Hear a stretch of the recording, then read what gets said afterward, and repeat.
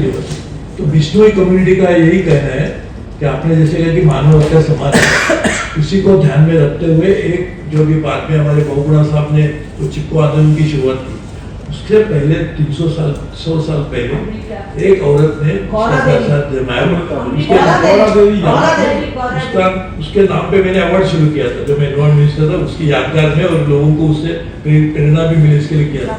उससे भी पहले 400 साल पहले छत्रपति शिवाजी महाराज ने कहा था, उनका राइटिंग में ऑर्डर था सोल्जर्स को, आप पेड़ काटोगे तो आपके हाथ काटेंगे।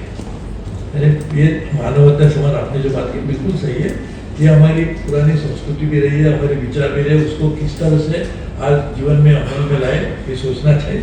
बिश्नोई कम्युनिटी के जैसे लोगों ने, इसके लिए उन्होंने सलमान खान को पकड़ के दिया था, तो इसके लिए क्योंकि वो कहते थे वो 300 तो आएंगे तो क्या ऐसे कोई मेरा प्रश्न ये था खास तौर पे कि जो ये सब लोग बता रहे हैं वो बात तो चैरिटी क्लीन होम कहने से कुछ नहीं होता, जब तक कि मैं एक आपको रियल इंसिडेंट बता रही हूँ। रेलवे हमने एक बैम्बू पर रिपोर्ट रिलीज किया है कि जितना भी अवेलेबल रिसर्च है उसको एक जगह पे सिंथेसाइज किया जाए और वो मुहैया किया जाए, ताकि अगर किसी को या तो जिज्ञासा है या शक है कि बांस एक अप्रोप्रिएट स्पीशीज है, और मैं उसके 2-3 कारण अभी आपको बताता हूँ, लेकिन वो एक पूरी रिपोर्ट ऑनलाइन अवेलेबल है। आज हम उसकी कॉपी लाना संभव नहीं हो पाया, कल खत्म हो गई वो सारी, लेकिन वो और भी छपेगी और भी मिलेगी, और अगर आपको चाहिए होगा तो हम मतलब वो तो गूगल करके मिल जाएगी। जो बांस की विशेषता है वो तीन विशेषता अभी आपको अगर जाहिर करूंगी, क्यों मैं बाकी क्यों नहीं, बांस क्यों, मैं क्यों कह रहा हूँ कि बांस होना चाहिए। अभी जो अर्जेंसी है क्लाइमेट चेंज की, वो है हमको जल्द से जल्द कार्बन डाइऑक्साइड सीक्वेस्टर करना है, जितनी जल्दी हम कर सकें। तो कार्बन डाइऑक्साइड का एक बजट है ग्रीन हाउस का, वो 2030 में ऑलरेडी अभी 2025 में 1.5 डिग्री सेल्सियस से आगे बढ़ गया है। तो जल्दी करने के लिए बांस बिल्कुल लाजवाब है। पेड़ और बांस एक जितना ही कार्बन सिक्वेस्टर करेंगे, लेकिन पेड़ को उतना ही कार्बन सिक्वेस्टर करने में 80 साल लगेंगे, बांस उसको 15 साल में कर देगा, और उसके बाद वो उतना ही रहेगा। तो अगर जल्दी करना है कुछ तो बांस बहुत बढ़िया है, क्योंकि बांस एक घास है, वो पेड़ नहीं है। दूसरा कारण बांस के लिए, बांस को प्रायोरिटाइज करने के लिए है कि बांस जो है वो इंडिजिनस प्रजाति है। हमारे देश में 260 से ज्यादा नेचुरली ग्रोइंग बांस की प्रजातियां हैं, जिनको हाइब्रिडाइज करके हम ये जो बाकी जो कीकर वाला खतरा है या जो बाहर से लाके यहाँ पे उगाने का जो हमेशा एक रिस्क रहता है कि वो फैल जाएगा, बीट बन जाएगा, इन्वेसिव हो जाएगा, और दूसरी हमारी जो लोकल प्रजातियां हैं उनको दबाएगा। बांस के साथ वो खतरा नहीं है, क्योंकि बांस जो है वो सबके साथ उगता है, वो किसी को रोकता नहीं है किसी और प्रजाति को रुकने से। और बांस फॉडर भी है, बांस और बहुत तरह की और एनिमल प्रजातियों के लिए भी शेल्टर प्रोड्यूस करता है। तो उसको इकोसिस्टम को बांस से कोई खतरा नहीं है अगर हम ज्यादा बांस पैदा करते हैं तो। और चूंकि हर इकोसिस्टम भारत में कोई ना कोई एक नेटिव बांस की प्रजाति है। हिमालय में भी अगर आप देखें तो छोटी वाली बांस की प्रजाति है जिसके पीटे वगैरह बनते हैं, वो भी बांस है। तो 260 प्रजातियों में से हम एक चुन सकते हैं जो हर जगह के लिए उपयुक्त है।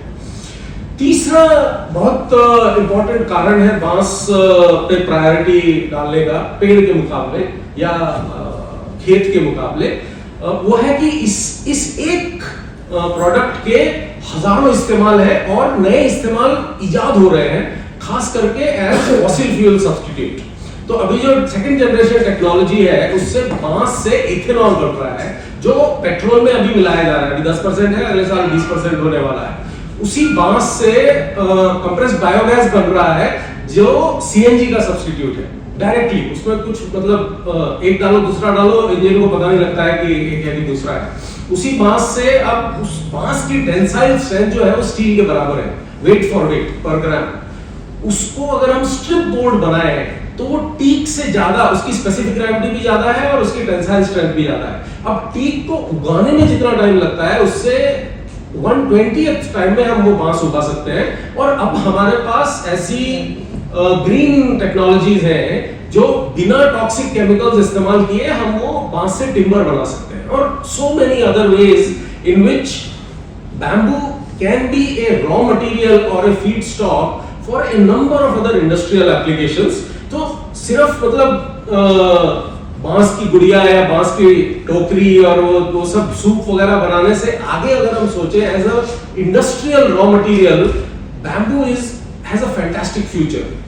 अब वो कार्बन फटाफट सिक्वेस्टर करेगा, दूसरे किसी इकोलॉजिकल डैमेज को होने नहीं देगा क्योंकि इंडिजिनस है, और इंडस्ट्रियल जॉब्स क्रिएट करेगा। ऐसा और कोई ऑप्शन हमारे पास आज नहीं है। इसलिए बांस को हमने जो अध्ययन किया है उसमें बांस की प्रायोरिटी हम उसमें प्रेजेंट कर रहे हैं। तो जब आप बांस लगा देते हैं तो जो एग्रीकल्चर फूड का जो कैपेसिटी है उसको आप कम कर रहे हैं, तो उससे आपको इन दोनों को मतलब बैलेंस करने के लिए आप ये इसका कोई प्रॉपर जोर बनाना चाहते हैं, क्योंकि एग्रीकल्चर नेचुरली बहुत चाहिए और बढ़ना चाहिए एज पर दी पॉपुलेशन, तो उसमें दोनों को बैलेंस कैसे करना चाहिए? लंबा मुद्दा है, मैं छोटा जवाब देता हूँ कि एक ये 2080 का प्रिंसिपल है। अगर आप देखें जब भी फ्रैगमेंटेशन की बात हो रही थी, हमारे पास 53 मिलियन हेक्टेयर जमीन है जो स्मॉल एंड मार्जिनल फार्मर्स हैं, रेन फेड, वो अपलैंड स्लोपिंग रॉकी, उसमें खेती होनी नहीं चाहिए, उसमें पेड़ लगने चाहिए।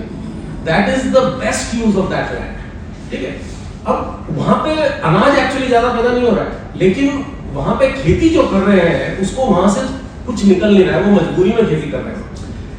बांस को इसलिए नहीं लगा पाते क्योंकि 4 साल से पहले बांस की कोई रेवेन्यू नहीं आई, तो 4 साल तक उनको खाने के लिए कोई इंतजाम नहीं है। Otherwise it is a very good option. So what we need to do is think about policy interventions that can incentivize small and marginal farmers that are in rain-fed land, small holdings, to grow bamboo। जैसे नरेगा का इस्तेमाल हो सकता है और भी कई सारे व्हीकल्स इस्तेमाल हो सकते हैं, लेकिन उससे फूड सिक्योरिटी पे फर्क नहीं पड़ेगा क्योंकि यहाँ पे हमारे एक्चुअली फूड का प्रोडक्शन नहीं हो रहा है इन जमीनों पे। ऐसे एरिया में हम, जैसा कि मैं लातूर डिस्ट्रिक्ट से आता हूँ, 0.5% फॉरेस्ट है मेरे डिस्ट्रिक्ट में, और दुनिया में पहली बार ट्रेन से पानी लाके 300 किलोमीटर से पानी लाके पीने वाला मेरा डिस्ट्रिक्ट है। उसका कारण है वहाँ होम मिनिस्टर भी हुआ लातूर से, करेक्ट, दो भी है, एक नहीं दो भी है। तो ये सब होने के बावजूद भी 0.5% फॉरेस्ट है, और ये फॉरेस्ट कवर बढ़ाना जरूरी है। ये बढ़ाने के लिए ना घोषणा करके बढ़ेगा नहीं, ये बढ़ाने के लिए पहले किसानों को भी दाम देना पड़ता है, और सारी चीज सरकार करेंगे ऐसा मत सोचो। इसलिए हमने किसानों को इस मुहिम में इन्वॉल्व करने के लिए 7 लाख की घोषणा की। आपको आश्चर्य लगेगा, एक साल में महाराष्ट्र में 10,000 एकड़, जिस 15 अगस्त लास्ट ईयर 15 अगस्त को हमने मुहिम शुरू की, 15 अगस्त से मार्च तक 10,000 एकड़ में प्लांटेशन हुआ। इस 1 लाख एकड़ में हम करेंगे, और उसके लिए बांबू इंडस्ट्रियल पॉलिसी भी हमने बनाई। बजट में हम 7,000 करोड़ रुपए भी बांस के लिए रखे।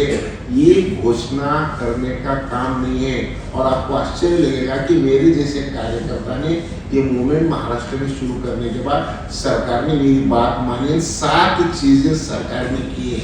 अब जब महाराष्ट्र की सरकार इतने सारे निर्णय करती है, तो यही बात हमने कल दिल्ली में आके 1600 किसानों को इकट्ठा करके, आप जो दिल्ली की बात कर रहे थे, तो हमने हरियाणा, पंजाब, उत्तराखंड, दिल्ली से लगा हुआ राजस्थान, यूपी, वो ये सारे एरिया के ये 1600 किसान थे। सिर्फ उसमें महाराष्ट्र के 100 किसान थे, बाकी तो सब यहीं से थे। तो हमने ऐसा नहीं किया।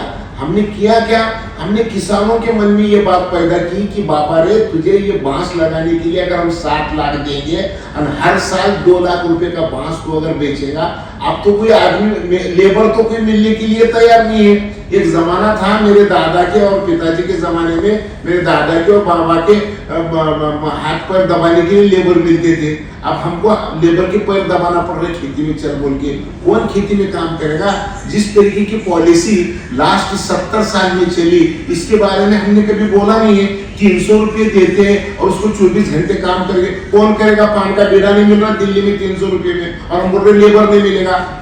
तो 2 चीजें, एक ऐसा था कि 27 नक्षत्र थे, 9 नक्षत्र के बारिश के थे, नक्षत्र का नाम बोलने के बाद आसमान से आने वाली बारिश का जो बूंद है ना, उसकी साइज और दिन समझते थे। आप सिर्फ 2 नक्षत्र है, एक बादल फटना और अकाल।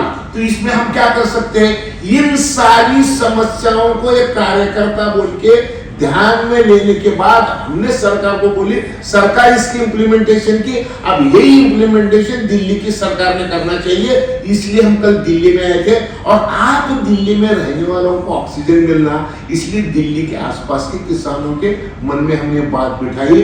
कुछ लोग कहते थे कि पंजाब और हरियाणा में 70,000 रुपए 1 एकड़ को किराया है, यहाँ कौन बांस लगाएगा। लेकिन कल जब हमने बात देखी तो रात में हमारे कृषि राज्य मंत्री 6:30 बजे आए। सेशन शुरू हुआ था सुबह 10 बजे, शाम में 6:30 बजे आने के बाद जब उन्होंने वो पूरा हॉल देखा तो परेशान हो गए। यार 10 से 7 पागल हो गए क्या लोग सच में पागल हो गए हैं। क्यों तो गांव की गर्मी ना, आप तुम्हारे पास बिल्डिंग है, एसी है, गाड़ी है, पैसे भी है। अरे गांव में टीन के घर में रह के देखो, अंडा उबलते ना कैसा उबल रहे लोग। तो अब लोगों को अपने उबलने का कारण समझ में आया, फॉसल फ्यूल जलाना और वृक्ष तोड़ना। तो इसलिए अब वृक्ष भी बढ़ाना और वो वृक्ष से ही फ्यूल तुमको देना। क्यों तो जान और जहान दोनों भी चीजों की जरूरत है। इसलिए हम गांव के, हम जमीन पे के लोग हैं। आज तक हम दिल्ली के प्रेस क्लब में आए नहीं थे, इधर तो बड़े बड़े लोग आके बात करते हैं, बड़े बड़े लोगों की बात तुम सुनते हैं, कार्यकर्ता की बात कौन सुनता है। तो हम कार्यकर्ता होने के नाते जो कर रहे हैं वो आपको बता रहे हैं। आप बोल रहे प्रूफ दो, तो प्रूफ भी देंगे।